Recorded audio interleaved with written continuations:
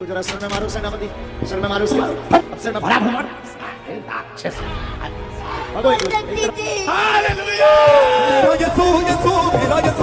बेटे अभी क्या हुआ बोलने लगे। धीरेन्द्र कृष्ण शास्त्री जो आज के दिन बागेश्वर बाबा के नाम से फेमस है। और हैरानी की बात यह है कि इस बंदी की उम्र सिर्फ 26 साल है, लेकिन जहाँ भी यह जाता है वहाँ लाखों की तादाद में लोग जमा हो जाते हैं। जहाँ इनका कहना है कि लोगों की प्रॉब्लम्स बिना बोले ही जान लेते हैं, जिसके ऊपर केस तक फाइल किया गया लोगों को बेवकूफ बनाने के लिए। और अगर बागेश्वर धाम आने से लोगों का इलाज होता तो क्यों धीरेन्द्र शास्त्री ने कैंसर का हॉस्पिटल बनवाया। और यहाँ एंट्री होती है अभी एक बाबा की भजिंदर सिंह, जिसने तो यहाँ तक कह दिया कि वो मरे हुए को जिंदा तक कर सकता है। और 2010 में स्वामी नित्यानंद की ऐसी घिनौनी वीडियो लीक हुई जिसने पूरे देश का खून खोल दिया। बागेश्वर वाले बाबा धीरेन्द्र शास्त्री बाबा बागेश्वर धीरेन्द्र शास्त्री पंडित धीरेन्द्र शास्त्री को अपने पत्रकार को कहा कि तुझे नंगा कर दूंगा, तू मुझे मिल जा, मैं तुझे मसल दूंगा। ये सबसे सब प्रॉब्लम है ये एक साथ हो गए, एक साथ से देख मेरे हाथों की तरफ देख और विश्वास कर, उठ कोशिश कर, शाबाश चल शाबाश। बागेश्वर बाबा को पहले को इतना जानता नहीं था। भाई ने पहली बार खबरों में एंट्री मारी पिछले साल अप्रैल में, जहाँ उन्होंने कहा कि सब हिंदू एक हो जाओ, अपने हाथ में हथियार उठा लो और पत्थर मारने वालों के घर पर बुलडोजर चलवाओ। सब हिंदू एक हो जाओ और पत्थर मारने वालों के घर पर बुलडोजर चलवाओ। कायरो जग जाओ, अब सब हिंदू अपने हाथ में हथियार। बाबा का प्रोग्राम टीवी और यूट्यूब पर आना शुरू हुआ और जब लोगों ने देखा कि किस तरह ये बाबा चमत्कार तरीकों से लोगों की प्रॉब्लम्स को सॉल्व कर देते हैं, तो उसके बाद बाबा की पॉपुलैरिटी ने आसमान छू लिया। और आज के दिन लोग बाबा को लेकर इतने पागल हो गए कि लोग उनसे मिलने के लिए चल के नहीं रास्ते पर रेंगते हुए आ रहे हैं ताकि बाबा इनसे प्रसन्न हो जाए। और हाल ही में बागेश्वर बाबा पटना आने का सोच रहे थे, तो तेज प्रताप यादव ने कह दिया कि वो यहाँ की हिंदू मुस्लिम करेगा, मैं उसको एयरपोर्ट से भगा दूंगा। और कुछ ही दिन पहले बाबा के पास एक जर्नलिस्ट गया उनको एक्सपोज करने के लिए। इसका यूट्यूब चैनल भी है मोजो स्टोरी के नाम से। इसने बाबा को चुनौती दी कि जिस बंदे को मैं सभागार में से उठा के लाऊंगा आप उसका पर्चा बनाएंगे, लेकिन बाबा ने इससे इनकार कर दिया। जिस बंदे ने चुनौती दी बाबा ने उसका पर्चा बनाया जिसमें बहुत गलतियां थे। ये पर्चा धीरेन्द्र कृष्ण शास्त्री ने मुझे बना करके दिया। इस पर्चे में एक भी जानकारी ऐसी एक्सक्लूसिव नहीं है जो धीरेन्द्र कृष्ण शास्त्री की टीम को मैंने या मेरी टीम ने एक दिन पहले नहीं बताई थी। सलाह में क्या लिखा कि आप एक अच्छे आदमी हो, न्यूज बनाने के लिए यहाँ आए हो। एक और पाखंड, ये लाइन में मोजो स्टोरी जिसका नाम भी वो सही से नहीं लिख पाया, मोजो स्कोप ही लिखा क्योंकि उनको पता नहीं था। जब मैंने कहा कि जिस व्यक्ति को मैं लेके आऊंगा उसका पर्चा बनाइए, तो इस चैलेंज से बड़ी समझदारी से बड़ी चालाकी से धीरेन्द्र कृष्ण शास्त्री ने मुंह मोड़ लिया। और एक बार बाबा ने तो हद ही कर दी। एक लड़के को चुनौती दी और कहा कि तुम एक शब्द हमारे पर्चे के बाहर नहीं बोल सकते, लेकिन हुआ पूरा उल्टा। क्या पूछने आए हैं? तुम जो बोलोगे वो लिखा है। तुम्हारी क्षमता नहीं है कि हमारे पर्चा के बाहर बोल जाओ। बोलो कम समय में।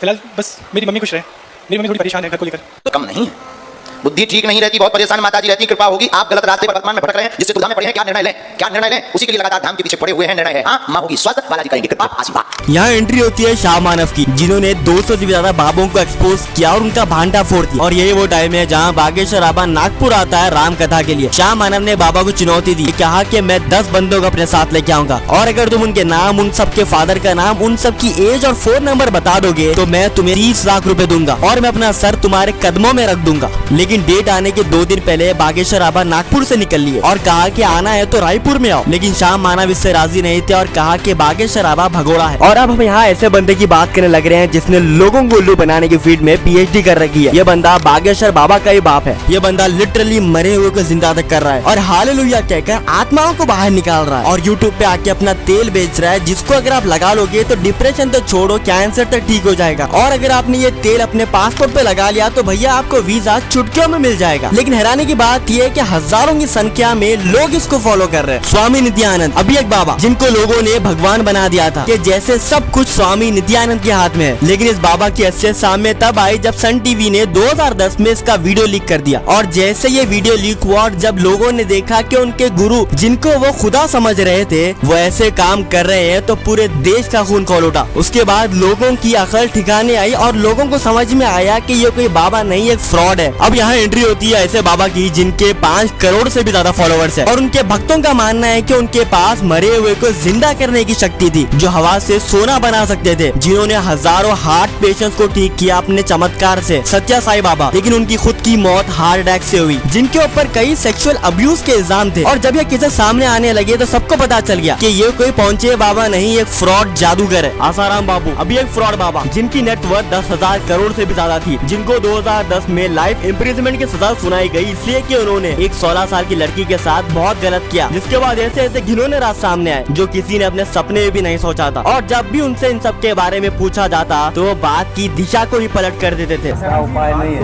अब ओम ओम ओम ओम ओम ओम ओम ओम ओम ओम ओम ओम ओम ओम करके हरि ओम ओम ओम प्रभु ओम ओम प्यारे ओम ओम मेरे ओम ओम आनंद ओम ओम माधुर्य ओम ओम